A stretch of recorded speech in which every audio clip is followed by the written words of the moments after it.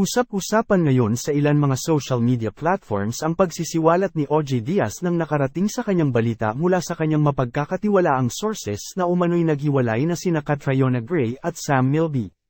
Ikinagulat ng maraming mga netizens ang napapabalitang matagal na umanong naghiwalay ang engaged couple na sina Catriona Gray at Sam Milby.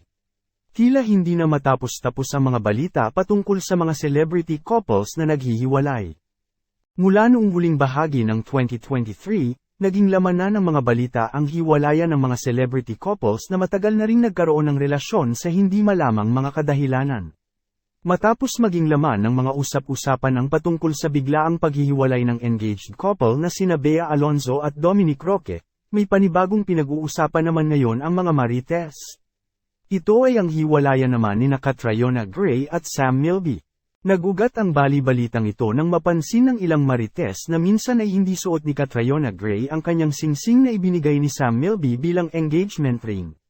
Sa kamakailang episode ng Showbiz Update vlog ni OJ Diaz kasama ang kanyang mga co-host na sina Mama Loy at Josa Paco, naitalakay nila ang nakarating sa kanilang chika patungkol sa hiwalayan ni Catriona Gray at Sam Milby.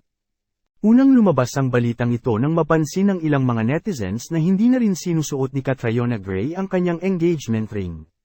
Naging tahimik naman ang isyong ito nang magbahagi ng isang random post ang beauty queen kung saan nakatagpa si Sam Milby. Subalit, ayon sa pagsisiwalat ni OJ Diaz, sinabi sa kanya ng kanyang mapagkakatiwalaang source na totoong naghiwalay na umano ang dalawa subalit, hindi naman isiniwalat ang totoong dahilan kung bakit nagwakas ang relasyon nina Sam Milby at Catriona Gray. Iginiit naman ni OJ Diaz na tatanungin pa rin niya ang iba pa niyang mga sources patungkol sa isyong ito dahil baka wala naman itong katotohanan. Ikinagulat rin umano ito ni OJ Diaz dahil nagkasama pa umano sila nitong mga nagdaang araw subalit bakit bigla naman umanong nag-iba ang ihip ng hangin ngayon at biglang nauwi sa hiwalay na ang dalawa. Sa ngayon ay hindi pa rin namang naglalabas ng pahayag ang kampo ni Catriona Gray at Sam Milby patungkol sa mga balitang ito. Subalit marami sa mga netizens ang naghinalang may katotohanan ang isiniwalat ni OJ Diaz dahil sa mga nauna niyang mga isiniwalat na chika na sa huli ay may katotohanan naman. Ano ang sa inyo sa balitang ito?